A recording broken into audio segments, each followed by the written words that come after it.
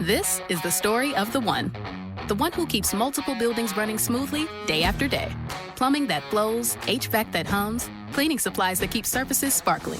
That's why she counts on Grainger. With easy reordering online and 24/7 support, Grainger helps her keep the products she needs on hand. So shelves stay stocked and buildings stay ready. Call 1-800-GRAINGER, click Grainger.com, or just stop by. Grainger, for the ones who get it done.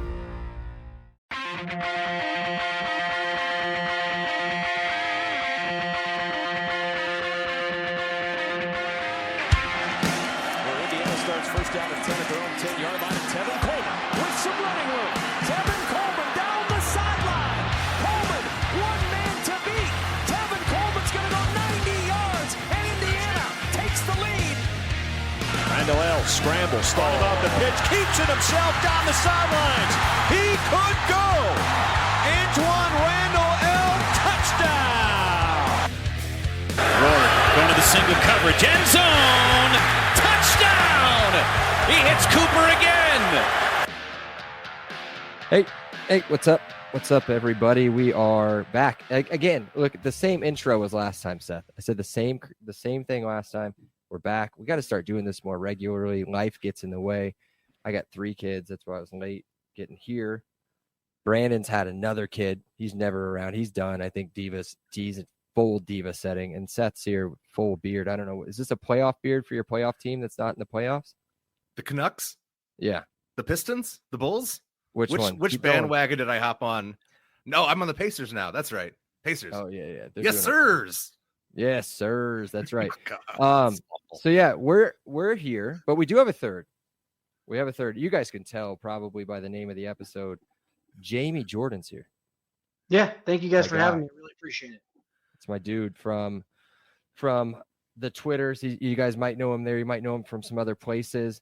I'm gonna let him introduce himself. I'm gonna let him hype himself up. He's got some stuff going on. He's a great follow. He's gonna tell you where to find that. Where can they find you? What do you do? Sure. Tell us about your reactionary, all that stuff.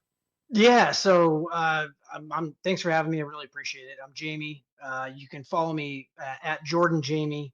The Jamie Jordan was stolen from me by somebody else. I don't know who, but that was in like 2009. So, and then it's Jamie. The IU Reactionary is what I write on a lot. Oh no, I'm on a lot of the message boards as well, because I love IU. I love IU athletics, especially football. That's what I write about the most. Do love basketball just as much. I just fell in love with football. So you can find me on Substack at jamiejordan.substack.com. It's kind of where I started it as a thing to rant during the beginning, like the 2023 season. And I was like, I knew that Tom Allen, I thought we were going to be stuck with Tom Allen for a couple of years. And so I was, I actually really love Tom Allen. I think he's a great guy, but I had to have somewhere where it's like outside of the message boards where I could just yap and just do it into the void if I wanted to. So that's kind of what I started, and been kind of doing it for the last couple of years. And I think I'm at like 220 something subscribers right now, which is awesome because it's kind of organically grown. So yeah, that's kind of me. Yeah. So if you want, how do I want to put this? If you want like an incredibly biased, kind of typed out version of this podcast, that's what you want to follow. Yeah. But he's got like actual information, like not like I don't know, man. I remember someone across your stuff probably about like right when you started, and I was like, who is this guy? Like just constantly tweeting stuff out, doing different. Yeah, I live tweet the games, man, and it's like, yeah. And I wear it on my sleeve a lot, and I've started to pull that back because I realized that I was becoming like what I was like. I would talk to my friends and I'd be like, these freaking people, like, what are they doing? And then I'm like, that's me. So then I was like, all right. So over the last couple of years, I've kind of dialed it back as much as I could. But yeah, that's kind of me. You probably came across me on Twitter. That's exactly how I found you. Yeah. It was, I was live tweeting, you were live tweeting, we were like co-liking each other's tweets. And then it was just like, all right, this guy makes sense. And in the cesspool that is live stream Twitter, it was like, all right, this is a guy who I actually like, isn't he's a homer, which is okay. I don't mean that in some kind of terrible way, but it's like, okay, this guy makes sense and he's not fatalistic. There's some. I mean, I try to engage.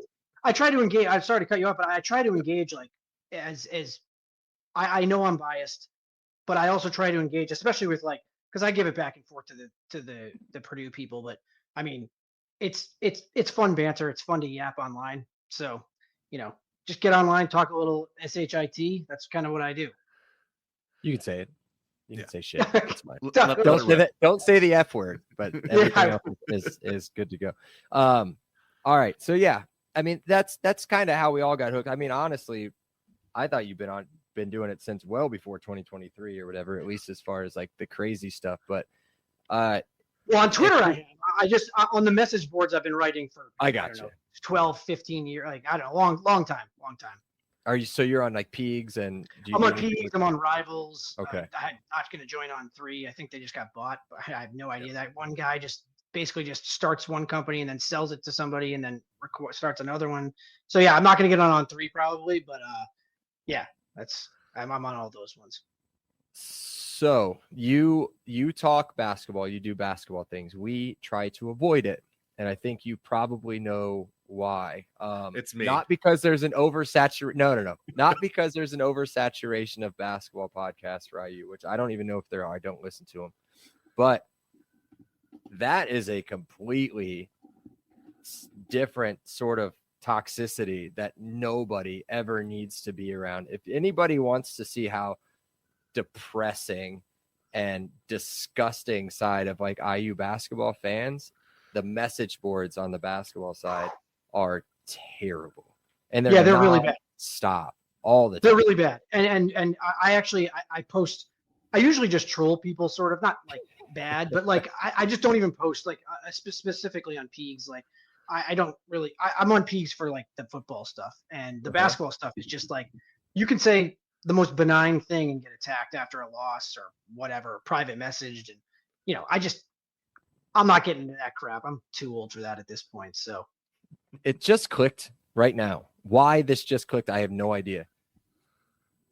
I used to, dude, I'm talking, you've been on Peegs because now it just clicked in my head. Boston Jamie. Yeah, that's me. Yeah, that's me. Yes. Yep. With your avatar of the worst possible sports team. Yeah, it's all the Boston sports teams. It's just now clicking in my head because I've been seeing that avatar and either funny comments or like things I agree with for the last what year is it? 2025? Like the last 13 years of my life. I think that's probably right. I think it's probably, I got on Rivals because I was like, I was really into the recruiting stuff, and I was like, I mean, I don't know how you want to get into this, but like my fandom started, I had no allegiance to IU literally whatsoever. I grew up outside of Boston, moved to Chicago with when my parents got divorced outside of Chicago. I would never have gone to IU if I'd stayed in Massachusetts. But like 50 kids from my high school went to IU, and I was like, okay, it was like a safety school at the time.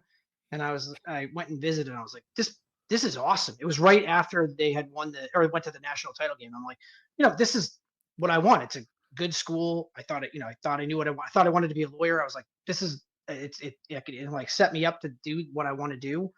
And then, I get there, and one of the first classes I took was the Dr. Gary Sales Intro to Sports Management and Marketing. And you have to do like 5 hours of like internship sort of thing in some kind of sports thing at IU. And a girl that I was friends with was a host for IU football. So I was in the football office for like, I can't remember exactly. I think I was like collating recruiting letters and like printing them out and like putting, doing just nonsensical clerical work in Jerry DiNardo's for Jerry DiNardo. And I just remember being like, I always liked college football and college sports in general, but I played hockey and I was a hockey player. So I didn't really play after middle school. And then I got hooked on IU because I was like, why isn't this team good? Like, I don't get it. It's a huge alumni base. Even in 2002, when I was a freshman, it's like massive alumni base, 50,000+ students, and no one goes to the freaking games. Like I didn't get it. So, I kind of did that from there. And I would go to some of the games. I was more interested in like going in and then leaving, which I now feel like is like the worst thing you can possibly do. And I like, you know, I looked down on people that did, but that was me, man, because the game sucked, especially my first couple of years there. I mean, I thought Matt LaVecchio had promise, but man, it was hard watching some of those games, and it wasn't even his fault. I mean, he was just getting killed. So anyway, yeah, that's kind of so that's my fandom, and so it only really goes back to the early 2000s. Okay, well we can hop into like our set of questions with you. Sure. So Seth, do you want to start it off? Don't read the ones I scratched out because I think. Oh, great! I couldn't figure that out. I know I got the outline like 5 minutes ago, but I think I can read that. All right, let's skip over the first one too, because we got how you figured out about IU football. But so now that we know that, do you have a favorite player? Like, who is your like? For me, it was Adewale Ogunleye because he was a Bear too. So that was my merger where I was like, oh, all right. And then it was Jordan Howard later on. Of course. You know, who's your favorite IU all-time player? All-time for me is answer. Yeah, I mean my all-time it's James Hardy. I mean, he was there when I was there, and he was just absolutely, I mean, one of the most, it's one of those things that's honestly like I feel horrible about the way that everything ended up with him, because the kid was an absolute monster. I was at one of his, I don't think I was at the 3 or the 4 touchdown game, and that was like 2007 against or 2006. Iowa. Iowa, and then I think it was Michigan. So I don't think I was at one of those, but I was at one where he had 2 touchdowns and like 9 catches. It was his junior year. I was like, or maybe I can't remember, but it was like he had like 9 catches for 115 yards and 2 touchdowns, and he was like it was just like, get the ball to this guy, because this guy is the best player on the field. Obviously, tragically not around anymore. But that kid had it all. He's the go-to. I did, there were other ones that I liked. Obviously Jordan Howard was awesome because he came in as a transfer, and it was like, wow, this guy's legit. He never took a direct blow. He would just people would bounce off of him, and but do you remember Richard, sorry to cut you off. Do you remember his recruiting story? Do you remember how we ended up with Jordan? He was Howard? at UAB, I believe, and the program shut down. Correct. The program. Yeah. And they allowed instantaneous transfers, if I recall. They had coaches lining up outside the facilities. Yeah. But sorry, you can keep it rolling. No, his game against one more thing. His game against Western Kentucky, where we probably could have lost. Yeah. It was at home against Western Kentucky. I wish I had the stats in front of me, but if it wasn't for him, we would have lost to the Hilltoppers at home that season they played. Yeah, I remember that game vaguely. I just I'm trying to look it up here, man. He was just, again, like I said, one of the all-time things that I'll remember, and it continued as he played for the Bears, was just like no direct. He never took a direct. It felt like everyone just bounced off of him, and he never took a direct big hit. And he was like 183 yards, 2 touchdowns. Yeah. I mean, he was just you couldn't tackle him, and there was no way, especially some of the smaller DBs, like when he would get into the secondary, it was just like, it's going to take 2 guys to take him down. You have to go for his legs. He was a monster. Absolutely an awesome player. Yeah. I obviously Trey Roberson was awesome. I thought thought he was great. I mean, now you're coming Mitchell Page. We kind of yapped about him a little bit before, but I love Mitchell Page. And you sent the question beforehand, and like the play is always the throwback to Lego, because the call. I mean, it was just like, that's one of the plays that I'm like never forget. Obviously, I wasn't at the game, but like hearing the call live, it was just like, this is like incredible. It was it was. That's one of my favorite plays. Obviously, the other one, because there was a lot of rough years in there where they were just not good at all. But obviously, the kick is good. It was one of the bowl game where the kick. I mean, it was good. It went over the upright. We don't talk about that game. I may or may not have been crying in Yankee Stadium after. I was visiting family, and we were at a bar in Natick, Mass, with my family, and I'm like screaming at people are like, "What is wrong with this guy?" I'm like screaming. Me and my brother, who's a grad as well, screaming at the TVs, the one TV they had on. Yeah, so it was like yelling, "No, that was good." So I've been a fan for a long time. Will continue to be a fan, and now I love writing about it. So hold on. Jordan Howard had he wasn't just, he was good against the best teams too. Ohio State 174 yards, Michigan 238. It's the second most ever by a Michigan opponent. But we didn't Really? win those games. Well, no, I mean, but he was like, oh God, he was just special.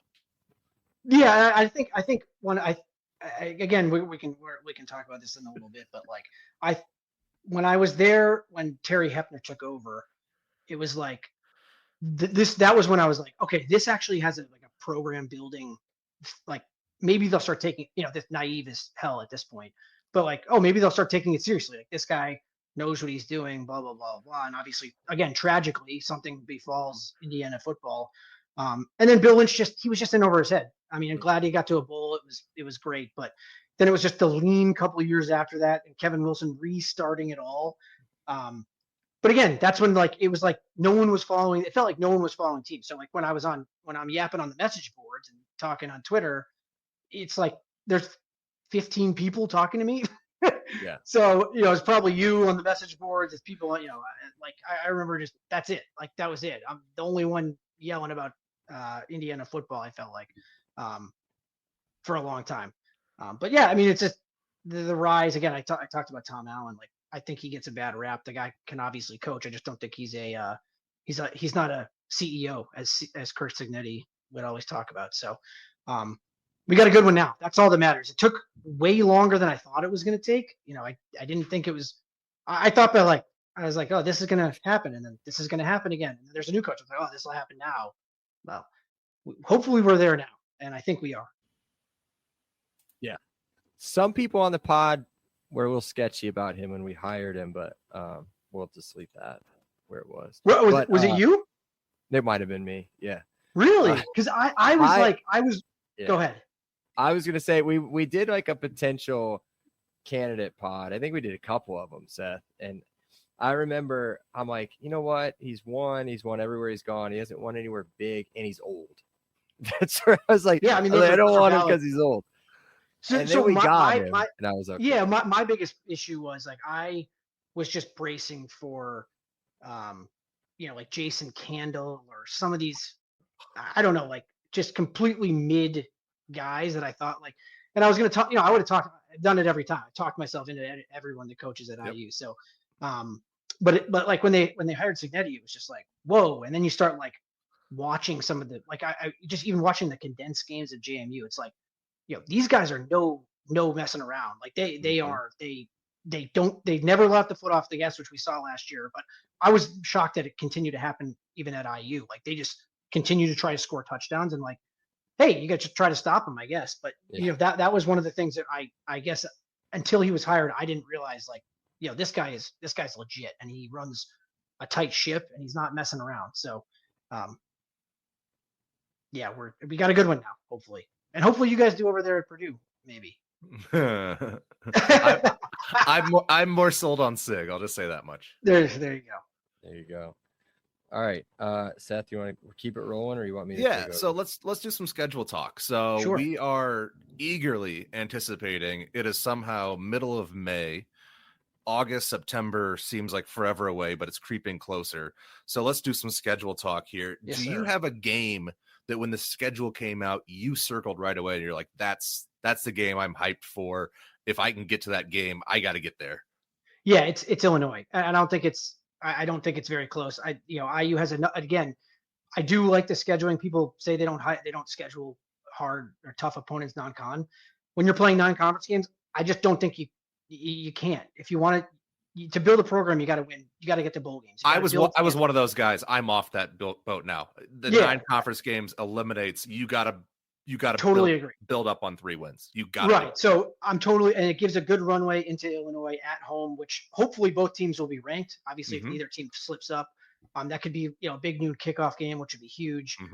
We'll obviously have a huge taste of what Fernando Mendoza, hopefully, obviously healthy, knock on wood or whatever, what he looks like along with the guys that are coming back. Which I mean, the guys that got coming back are legit. They're hyping up Altmaier so much too. I'm sure you've seen that all the Illinois previews have him as being a potential Heisman dark horse, that he's one of the top 3 Big Ten quarterbacks. I think he was listed as top 10 nationally. Yeah, I've seen it I all think he's over. a good quarterback. I He's just, fine. yeah, I just think that there are, if you watch Fernando Mendoza last year running for his life, Mm-hmm.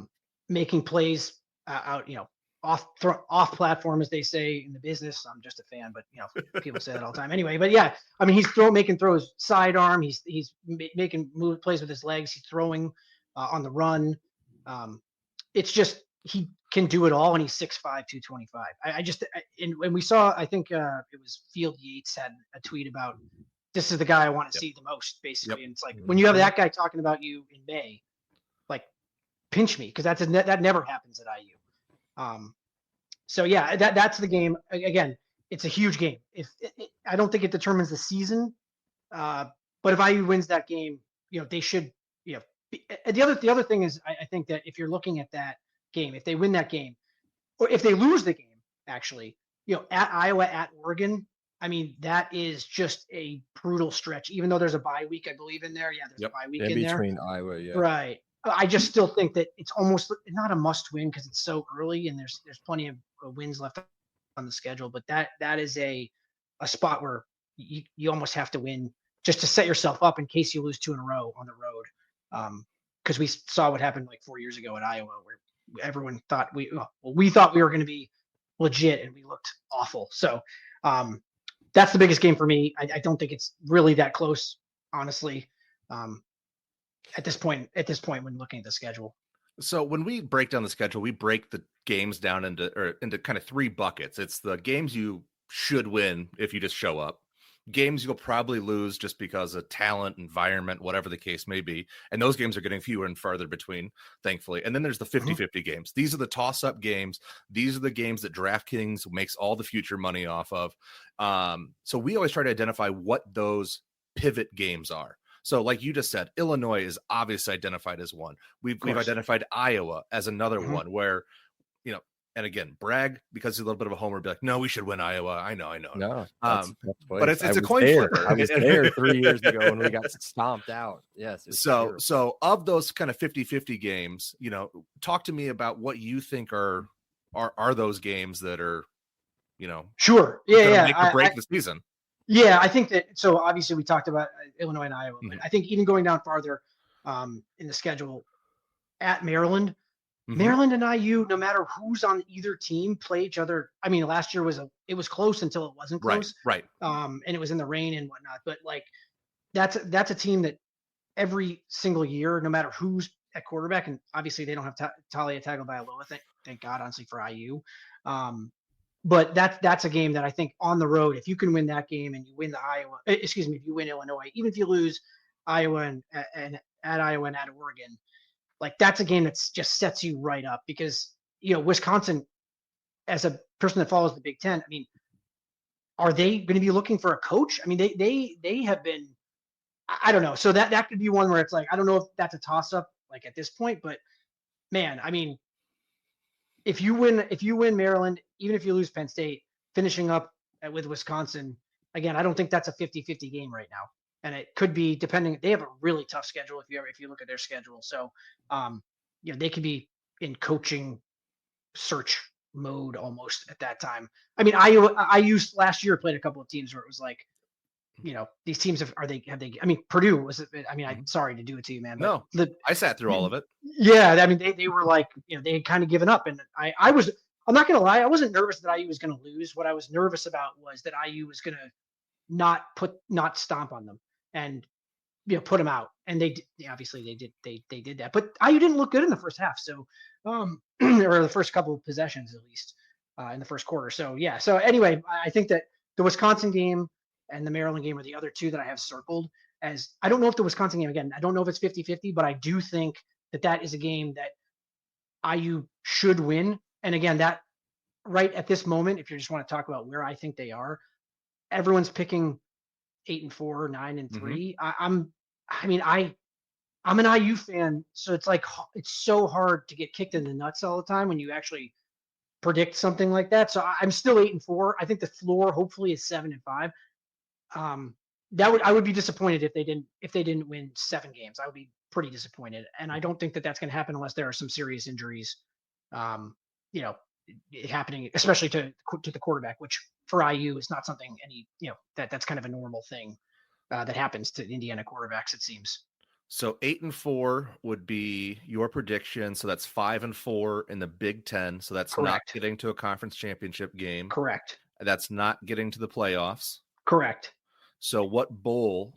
Do you have an idea? So is there what is? I haven't really even thought about a bowl, Yeah. but that's one of the things. So one of the big things for me is I'm hoping that they go 8-4 and they win a bowl.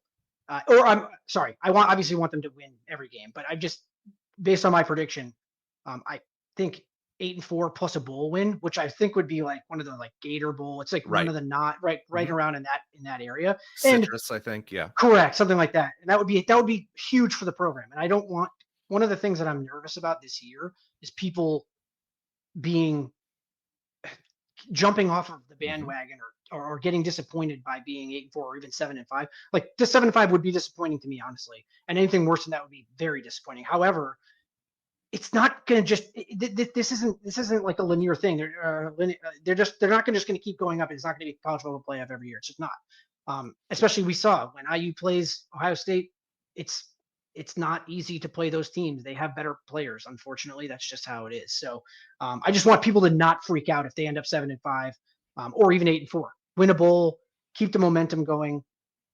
That's how you do it. That's how you build a program. And I think that's where I'm at with this season so far. I mean, we'll see, because the teams aren't even complete. That's the other hardest part, is it like the teams aren't even complete yet. So I guess we'll see coming into August where everyone else stands, and I'll write about it and go through the schedule that way as well. I think Brandon and Bragg would be happy with a warm weather bowl. I think that would be the one projection I've seen. I don't know the win total, but it has us going to, I think it's called the ReliaQuest. Yeah, I think that's like that would make sense. Top tier non CFP bowl for Big Ten. It's Big Ten SEC, I think, and I have no idea how that bowl became like an actually like legit bowl, like ReliaQuest. I don't even know what that is. So whatever that's happened weird. to Tax Slayer Bowl or something. Yeah, but at least I've heard of Tax Slayer, I guess. I don't even know what ReliaQuest is. As long as it's warm. Yeah, seriously. And I'm hoping to go. I mean, it would be fun. I have a 2-year-old, so it's like it's been harder to go do stuff. I know you guys have more kids than I do. I just it is hard.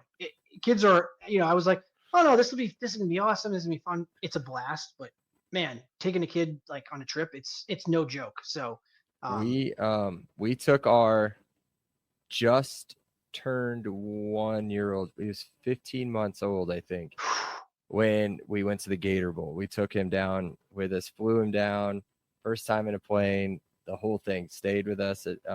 Us and Brandon and his wife and my brother all got a house down there in Jacksonville. Cool. Yeah. Went to the Wait, game. how did he do on the plane? Did he get on the plane? He was great. Yeah. Yeah, see, my son was the same way. My wife and I were super nervous, and he was just like totally normal. So I'm actually going back to Boston here in like next week. So we're hoping for a repeat of the couple times we've been on a plane before. So we'll see, though. You never know. He's running the running around stuff. Anyway, I'll leave it at that. Stick with it. I have an 8-year-old now, and he's grown into it, and it's the best thing, kind of seeing it through their eyes and watching them kind of embrace it. So I can't wait. It's a fantastic part of the parenthood experience. I can't wait. And sharing sports. So like when I go to, we talked about, I'm a Red Sox. I'm a huge Red Sox fan. We're going to a game. Yeah, we're going to a game when we're in Boston. It's like, it's going to be his first real sporting event. I wanted it to be a Boston sporting event, but I have no idea how he's going to, he's been to like the zoo and the aquarium and here in Chicago, and like, he's done that stuff, but not a big sporting event. So we'll see anyway, but I'm very excited. Can't wait for him to take him to an IU basketball or football game here soon. You'll be fine. Seth is the only one of us 3 that's never been to Fenway. Really? True. Yeah. I went. I would. Go ahead. I was just gonna say. Yeah, no, you're it's good. Fun. It's like an experience. Yeah, we did the tour before the game, like the full stadium tour, and everything. Hell yeah. It was awesome. The weather was terrible. The rest of the days that we were in Boston, I think I've talked about going to Boston here. You have, yeah. I love the Crap city. shoot. Yeah, Love the city, great. and you seem to be great, but the people are just. Yeah, it's people are jerks. It's one of the things that's why Massholes. Yeah, they didn't get the name for no reason. Yeah, so No, I'm just playing. I usually, I mean, if it's a good you should spot. see my dad when he's driving a car. I mean, he's like the most psychopathic. I mean, I feel like I do that too, but my dad is like a whole other level. It's like Oh, I've told scaring that. I've people. told the story. I've told the story on here. That was the one thing I wanted to see, right? So other than like doing some of the other touristy stuff, we actually did it pretty well because my father-in-law had been out to Boston a few times. And one of the things I told him, I was like, I want somebody to scream at somebody else and that person to scream back at them. First Uber ride we were going to Sam Adams. First Uber ride, dude, as soon as he's getting ready to turn into the parking lot, our Uber guy legit rolls his window down, sticks half of his body out the car to scream at this other dude who starts yelling back at him the whole time. Like, I was like, that's it. I'm done. I feel that's the you had the experience. That's the Massachusetts experience, especially in Boston. Yeah, Boston's great. I love it, but I'm back here in Chicago and people are just a little bit nicer. a little bit. Let's run through let's do some rapid fire. Yeah. Let's do. Sure. Do you want to move that to No. fire? Let's just do quick versions of these next questions. Yeah. Okay. All right. Strongest position groups, offense and defense. What do you think? Yeah. So on offense, I think that they are top heavy, like a lot of the positions. I'm going to write about this once I don't mean to like stretch this out here, but one of the things that I've noticed because I'm a psycho and I keep like the whole roster and how many guys are on it. I talked to one of Sammy Jacobs of Hoosier Huddle, and he was telling me that IU told him they had 81 scholarship guys, and I was like, I've had 79 for a while. I just think that they're 6 short of the total, which is fine. Like you can be short, that's not a big deal, but it just seems like on offense specifically, there aren't a ton of guys with experience behind them. And I know that's not how it works. It's college like that. That's just not how it works. So I guess the one group that I'm the most excited about, and it has 3 guys and then guys with basically no experience at all, which is the running back room. I think Hemby, Kalon Black, and BB are going to be legit. I think that those guys, and it's 3 of them. I know that running backs can get injured. We saw that last year because Kalon Black barely played half the beginning of the season. But man, Hemby, if you look at some of the videos they're putting on Twitter, I mean, he looks like he's a beast and he's so fast. And then Kalon Black's just like the steady, he's going to pound you inside, even though he's short. And then Lee Beebe, 220, can catch the ball out of the backfield. It's exciting. So I do think it's a little bit top heavy, but it's running back. These guys are ready to go when they come into college usually. So that's the room that I'm most excited about. The one I'm the most nervous about was it's the tight end room, and it's only because they had someone leave, and Sam West. Sam West, thank you. Yep. I was a huge Sam West fan. I just thought he looked like he was like an athletic, almost like a big wide receiver, but he had gained a lot of weight, and he played last year. And I understand why he left. Like it makes total sense to me. Like you brought in 2 other guys to kind of play ahead of him, which I sort of didn't understand. I do really like Holden Stace. I think he's going to be legit. I like Nowakowski. I guess he's like an H-back type. Yep. And James Bamba. James Bamba is basically another offensive lineman. I wrote about this. He was basically one of the best blockers for a tight end in the conference last year. And even 2 years ago, he's basically another offensive lineman. So that is, but they're not like, there's no the production is from prior years is not really there. Stace was kind of like the second guy in Tennessee. He was the second. I mean, again, at Notre Dame, both of those schools had NFL guys as tight ends in front of them. So I get why he didn't have the production or whatever, but he hasn't totally done it. Now, I am super high on the tight ends that they have that are freshmen, but they never come in and play really, to be honest. So it's like, that's the position that I'm like the most nervous about. And I guess quarterback I would throw in there as well, because I think Mendoza is a generational talent for a school like IU. Even, Rourke was great, but this is a kid that's like a first round talent. So if he goes down, there's going to be, no matter who it is behind him, and I think it's going to be his brother, there's going to be a big drop off. Wherever, whoever replaces him, it's going to be a big drop off. And, I hope that we don't get to that spot. Yeah. My only thing to add about the tight end situation is we noticed that when they had to go to 2 tight ends to run the ball against Michigan, against Ohio State, against Notre Dame, they really struggled. So even though the Bamba was really effective in the blocking game, it was more you could determine what they were going to do more easily.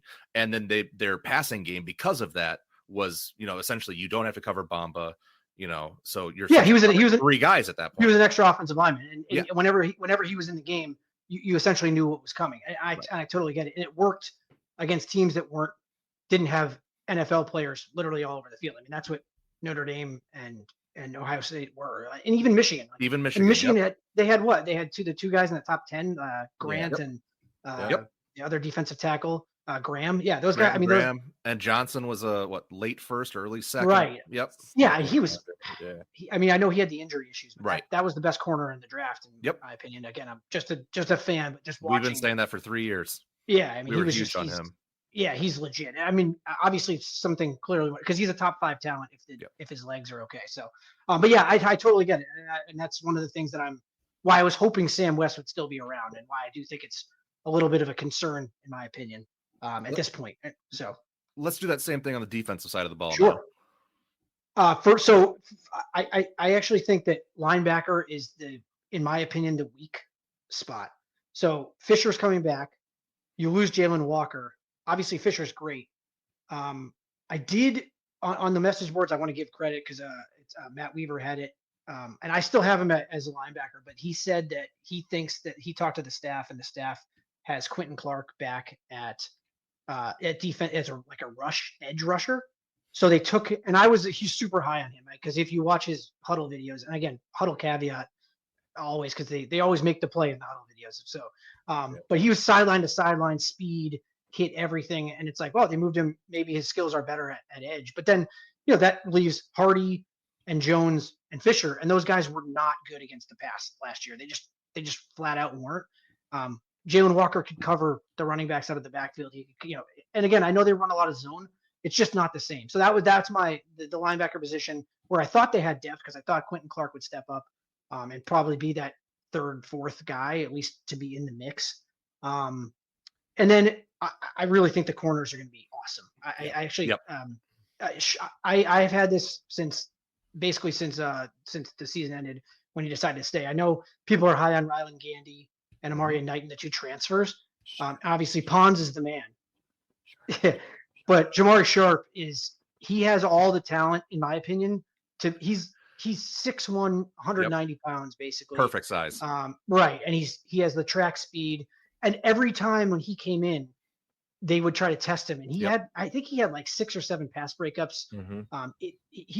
It wasn't. He didn't even play as much because Jameer Johnson, who transferred, and I think the reason the writing was on the wall. I think Jamari Sharp was starting on the other side. So even some of the freshman guys who transferred out, you could see the writing on the wall there. Absolutely, Phyllis did I know because people are like, oh, he was their like 4-star guy, but it's like Jamari Sharp is.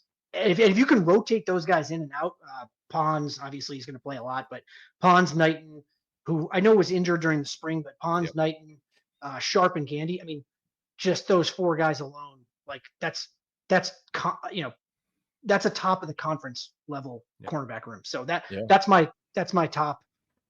Again, but you have to admit though, it is kind of top heavy. If there's injuries there, you never know. But this is college football, and that's how it is. So if we wouldn't have vibed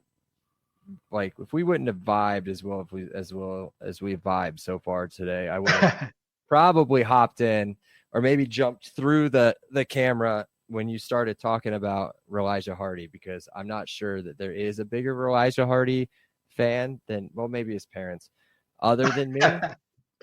I love this guy. And he made a one-handed one-arm tackle this year that was like, this dude's like 19 years old and he's like being blocked and made a one-arm tackle on, I think it was like during the Michigan game. I think it was like Donovan Edwards or something like that. I don't remember who it was, but it was like, yeah, this guy's legit. My only issue with him, and I think he's going to be a great player. I just think he's not a weak side line. I think he's Aiden Fisher's replacement. Like he's like that. Mm-hmm. He's just out of position. I just think you need in their defense more of a pass cover guy, because Fisher's like the run, he was elite in run defense according to PFF.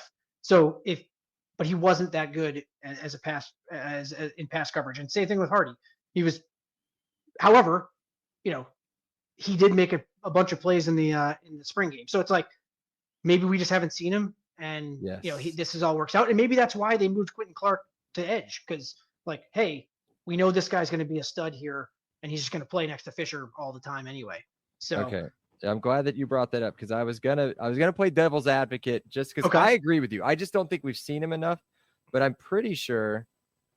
I think he was second on the team in interceptions last year. Now, granted, both of them I think came in. One of them against the worst team we played in Purdue, and then the other team. Come on, I think was.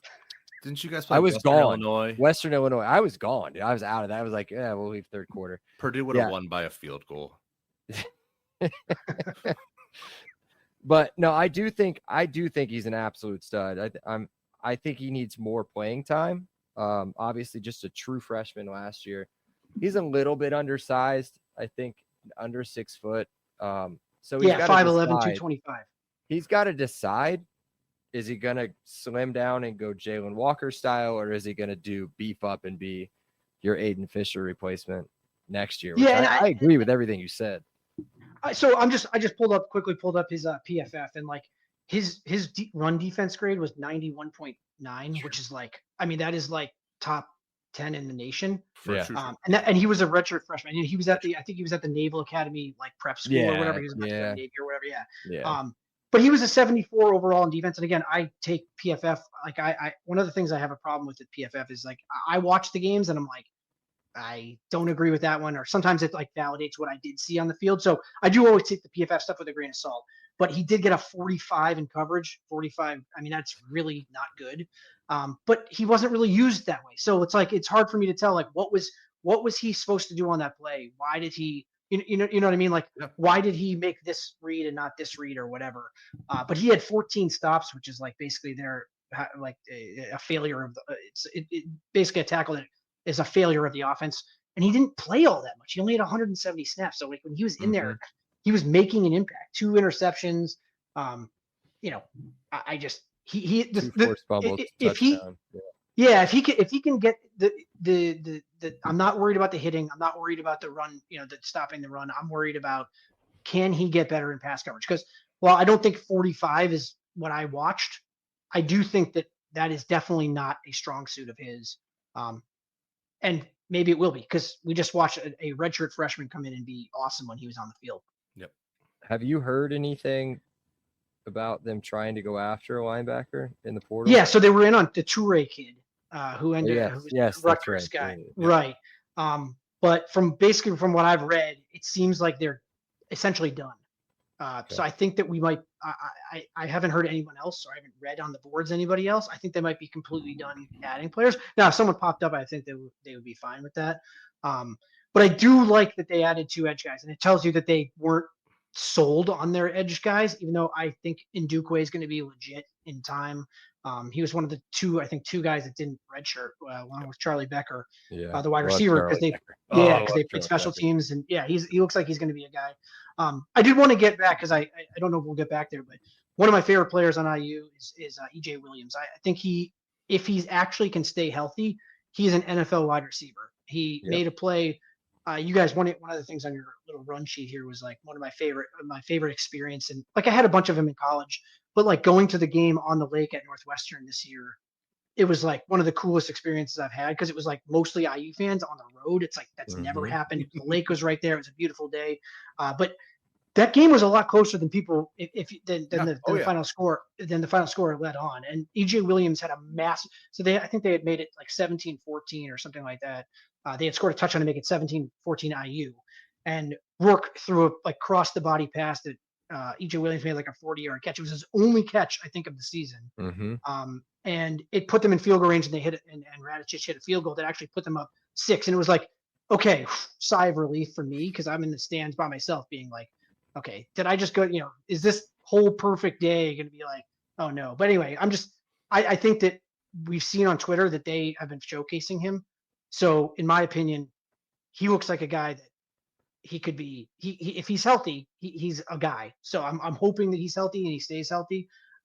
And just wanted to mention him because I feel like he kind of gets lost in the shuffle of all the good wide receivers because there's a lot of them. Yeah. And I think Kurt just did a big thing about it. I think his most recent press conference was like a whole spiel about EJ and when he was asked about him and had nothing but just incredible things to say about him. And I've always hyped him up, man. I think he had a bad injury. Was it not last year, but the previous season against Indiana State where he broke his hand. Yeah, exactly. And then just tough breaks. But to go back real quick, and then we'll scoot on. And that may have answered Seth's next question with the under the radar player, but we can get you on that one too. Sure. Your PFF rating. I came across this the other day. So when we picked up the two edge guys you talked about, Kellen Wyatt from Maryland, and then Daly from was it Kent State? Kent State, yeah. His Daly's PFF grades are insane. Yeah, and I haven't watched. So before I write about these guys, I thought they were gonna add a couple more guys. To be totally honest, which is why I'm going on vacation. But probably after when I get back, I'll write about just the finality, I guess, of the transfer portal, and maybe they'll have added someone, or doesn't seem likely. But those two guys. So Wyatt played like stand-up linebacker, but he's going to be like an edge guy. It looks like he can play both sides. He's just kind of that guy. But Daly, it's another guy that like. How did Kent State have this dude? It's like unblockable basically. And it's just like, again, it's hard to tell from, because I'm not watching full games of Kent State. I don't care that much, but if you watch the highlight stuff, he's a monster. And there's another guy that I think also gets overlooked on the defense, and that's Dominic Radcliffe. Mm-hmm. That was another PFF darling guy. That if you watch him, he's also just like, he gets under guys and moves them out of the way inside. And it's like, again, this is a lower level. But we saw it last year with guys like, Sean Asbury was awesome, and not the same position, but or Tyreek Tucker. Tyreek Tucker is another guy that's like PFF darling. That guy, those guys get under guys and get in. And if you recall, what was the play of the year? It was the Pons open the big red carpet, roll out the big red carpet. Yeah. Who made the deflection on that play? That was Tyreek Tucker. That was the PFF darling guy. So again, I try to take those things with a grain of salt, but when I watch and you see like what Tyreek Tucker did, it's like that gives me a lot of hope for what guys like Stephen Daly, Kellen Wyatt, even because he had really good PFF stuff as well. What those guys can do when they get to IU, and we'll see. But sometimes it works, sometimes it doesn't. All right, hey Bragg, let's roll the promo in here. Okay, and let's do the rapid fire instead of the sack. Be right back. Invest in a home right here in the heart of the Hoosier country. Garrett Lawton with True Blood Real Estate is the agent that you need. He's not just a real estate agent, he's a Hoosier fan just like you. And Garrett knows Indiana inside and out, from Bloomington to Indianapolis and everywhere in between. Plus, his personalized service makes the buying and selling process smooth and stress-free. So if you're ready to make a move, give Garrett a call at 317-410-8851 or visit his website at lawton-realty.com. Okay, we're back. How about that? Magic. How about that? Producing on the fly. All right. You ready for some rapid fire, Bragg? Sure. There's only 3 of them, but yeah, okay. Go ahead. All right, let's do this. So here's the exciting stuff. I want to focus on the stuff we're excited about for next year. So a new player to IU that you're most excited about. Yeah, I'm going to go on that one. I'm going to go Dominic Radcliffe. I kind of brought that up. I think he's just going to be in the mix as a nose tackle. I have him backing up right now Tyreek Tucker, who I also think is going to be awesome, but obviously he was here last year. Radcliffe, just again, if you watch, I know I keep saying this, but if you watch the highlight stuff, he doesn't get moved, and he's really good against the run. And that's basically what IU lost with CJ West was, he not only can CJ West is like, he's an NFL guy, but what Radcliffe shows is that he can get upfield, but he's also really good against the run.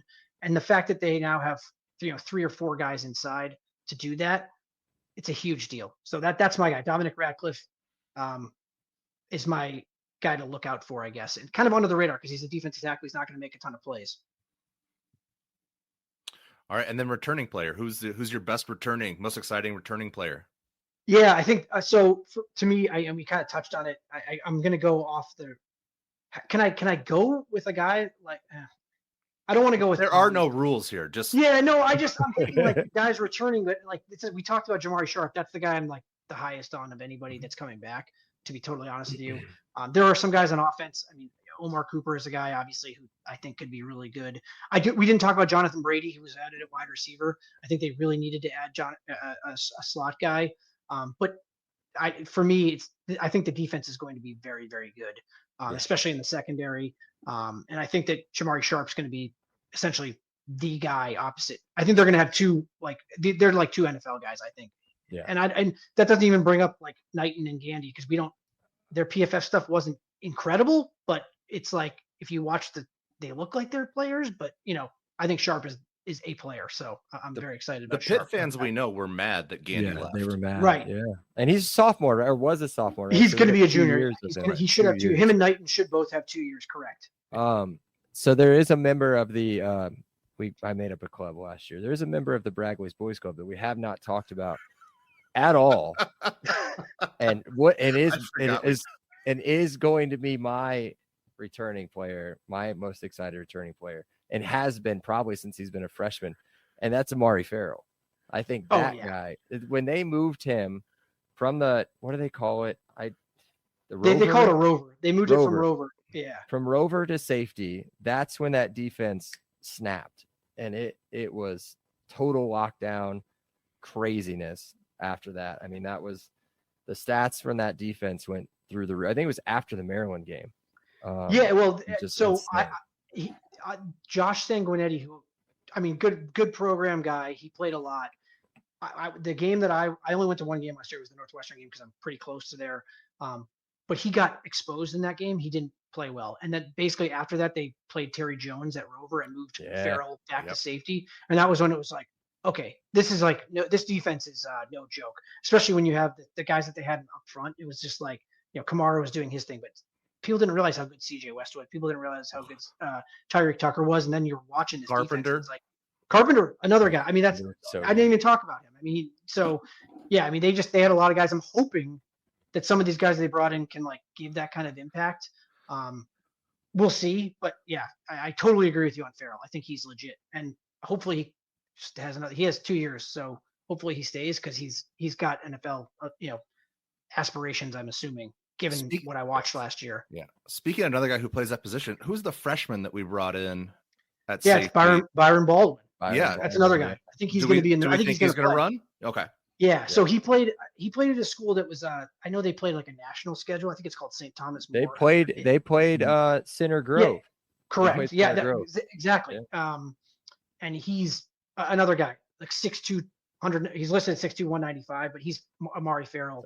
Hawk, dude. Right, but he's more talented than Amari Farrell, and I think Amari Farrell is really good. I just, this is a guy he's going to play. He's probably going to be the only freshman that actually really plays, except for maybe LeBron Bond at wide receiver because they're thin in the slot. But Baldwin's going to play. I have him in my 2 deep, so right behind Farrell. And I think he's going to play. He'll probably get 20, 30 snaps a game. I hope, especially early, to see what he's got this year. So exciting safety room for sure. Again, the secondary is really, really good, I think. Yeah. All right. So if you only had one game to attend this year, so we know you only attended Northwestern last year, what's the one game you absolutely have to go to this year? I mean, if I could go, it would be at Eugene. Right. At Autzen. But realistically, maybe I can get back down for Illinois. That would be the one. I've never been to Iowa City. I've been to Illinois, but don't they have like an hourly shuttle between Champaign and Chicago? Yeah, they probably they probably do. But yeah, I mean, it would be cool seeing UCLA, but I just think they're kind of a shell of themselves. But yeah, to me, it's the Illinois game, or if I can somehow get out there and my wife lets me do it at Autzen, because that's a place that you it's like a bucket list if you're a college football fan, place to go watch a game. especially with how good they've been lately. Jerry DiNardo beat him last time we played him, I think, right? Yeah, that's true. He did. God, that guy. I mean, I remember being in the office and you could hear him like from down the hallway. It's like, oh, he's brutal. He just doesn't say anything insightful. No, I don't know how he still has a TV gig. I have no idea. But yeah, don't ever go to Iowa. Never. Don't waste your time unless we are like very clearly the better team. They are, other than the wave to the hospital, they are just awful people to be around. Well, Like, I think we match up well against them, so I'm hoping, but I'm not going to go to the game. There's no way. I couldn't, because again, I almost went to the game. I know you did you both go or just one of you? I went to the last game with Penix. Okay, yeah. So me.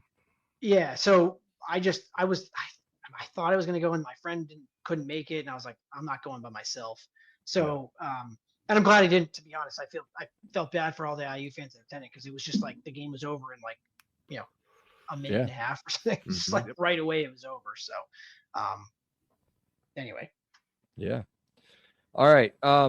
That's it as far as questions go for you. If you want to hang out, I think Seth, do you have anything in your sack, Seth, or is that it? No, you've heard way too much of me tonight. There is nothing more you're getting out of me. Well, then never mind. That's it then.